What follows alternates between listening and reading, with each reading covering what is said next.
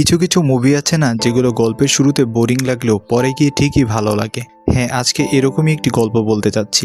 আচ্ছা, যদি কেমন হয়, ধরেন টাকার লোভে আপনার নিজের মা এবং নিজের বোন মিলে আপনাকে গলা কেটে খুন করে ফেলে। তাহলে বেশি কথা না বলে চলুন ঘুরে আসা যাক আজকের সিনেমা বাক্স থেকে। তো গল্পের শুরুতে ছোট্ট একটি গ্রাম দেখানো হয়। এই গ্রামে ছোট্ট একটি পরিবার বসবাস করে। এই পরিবারের 3জন সদস্য ছিল। এই মেয়েটির নাম হচ্ছে পুতুল, আর উনি হচ্ছে পুতুলের বাবা মা। আর এই পরিবারটা খুব গরিব, কিন্তু আগে তেমন একটা গরিব ছিল না। তো যাই হোক, এখানে পুতুলের বাবা মা দুজনে মিলে তুলো বানানোর কাজ করে। ঠিক এই সময় একটা সাধু এসে তাদেরকে বলে, আরে পাগলা, তোরা আর কতকাল গরিব থাকবি?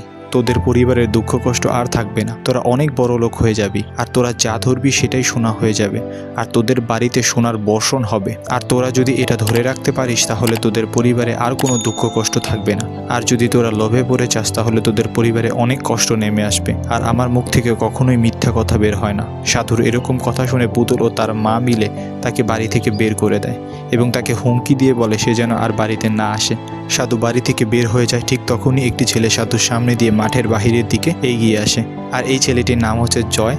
জয় শহরেই বড় হয়েছে। তার প্রতিটি গ্রাম ঘুরে ঘুরে দেখার একটা শখ আছে, তাই সে গ্রামে চলে এসেছে। একটি বাড়ির সামনে এসে দাঁড়ায় এবং তাদেরকে বলে সেখানে পানি পাবে কিনা। তখন পুতুলের বাবা তাকে ভেতরে আসতে বলে এবং তাকে পানি পান করতে দেয়। আর পুতুলের মা জিজ্ঞাসা করে সে কোথা থেকে এসেছে, তার নাম কি। জয় তখন বলে আমি শহর থেকে এসেছি, আর আমি গ্রামে গ্রামে ঘুরে প্রতিবেদন লিখি এবং কার্টুন আঁকি। এরপর তিনি পুতুলের মাকে বলে, কাকিমা, আমার শরীরটা অনেক দুর্বল লাগছে, আমি সামনের গ্রামে যাব, কিন্তু সামনের গ্রামে যেতে অনেক রাত হয়ে যাবে। যদি আপনি কিছু না মনে করেন তাহলে আমি আপনাদের এখানে একটা রাত কাটাতে পারি। তখন পুতুলের বাবা বলে, আমরা তোমাকে থাকতে দিয়েছি বলে তুমি কি শুতে যাবে? তখন জয় বলে, দেখেন, আপনারা আমাকে ভুল বুঝবেন না, আমি একটি রাত থেকে তারপর চলে যাব।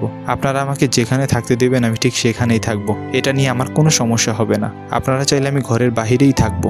জয়ের এরকম কথা শুনে পুতুলের বাবা তাকে থাকতে দেয়। তখন জয় তার ব্যাগপত্র নিয়ে ঘরের ভিতরে চলে যায় এবং কিছুক্ষণ পর বাইরে এসে পুতুলের বাবার কাছে চা খেতে যায়। কিন্তু তারা এতটাই গরিব ছিল যে চা পাতা কেনার মতো কোনো পয়সা ছিল না। তখন জয় এটা বুঝতে পেরে তার পকেট থেকে কিছু টাকা বের করে পুতুলের বাবাকে দেয়। তখন পুতুলের বাবা জয়ের কাছ থেকে টাকা নিয়ে চা পাতা কেনার জন্য বাজারে চলে যায়। আর এদিকে জয় পুরো বাড়ি ঘুরতে ঘুরতে দেখতে থাকে। আর বেশ কিছুক্ষণ পর মালির বাবা বাজার থেকে চা পাতা কিনে বাড়িতে চলে আসে এবং পুতুল চা বানিয়ে তাকে দেয় এবং তার সাথে গল্প করতে থাকে। আর ওই সময় বাড়িতে একটি লোক চলে আসে এবং পুতুলের বাবার উপর চিল্লাচিল্লি করতে থাকে। আর এই যে লোকটাকে আপনারা দেখছেন, এই লোকটার কাছে পুতুলের বাবা জমি বন্ধক রেখেছে। তারপর পুতুলের বাবাকে লোকটা ভয় দেখিয়ে বাড়ি থেকে চলে যায়। এরপর যখন তারা সবাই মিলে কাজ করছিল তখন জয় পুতুলের বাবাকে বলে, একটু আগে দেখলাম একটা লোক এসে আপনাদের উপর চিল্লাচিল্লি করছে, লোকটি কে ছিল? তখন পুতুলের বাবা সবকিছু খুলে বলে, আমরা তার কাছ থেকে জমি বন্ধক নিয়ে টাকা এনেছিলাম, কিন্তু সুদ সমেত অনেক টাকা হয়ে গিয়েছে, সেটা আমার পক্ষে দেওয়া সম্ভব নয়। পুতুলের বাবার মুখে এসব কথা শুনে জয় ঘরের ভেতরে যায় এবং তার হাতে একটা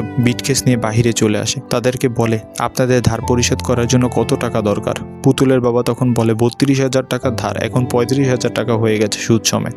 তখন তার সামনে বিটকেসটি খুলে দেয় আর তার ভিতর থেকে অনেক টাকা সোনা গয়না বেরিয়ে আসে এবং তাদেরকে বলে, এই টাকা দিয়ে আপনারা আপনার ঋণ পরিশোধ করতে পারবেন। যেটা দেখে তারা অনেক বেশি অবাক হয়ে যায় এবং নিচের দিকে এক নজর তাকিয়ে থাকে এবং পুতুলের চেহারা দেখে আমরা বুঝতে পারি এই টাকা আর সোনার গয়না দেখে সে অনেক খুশি হয়ে গেছে।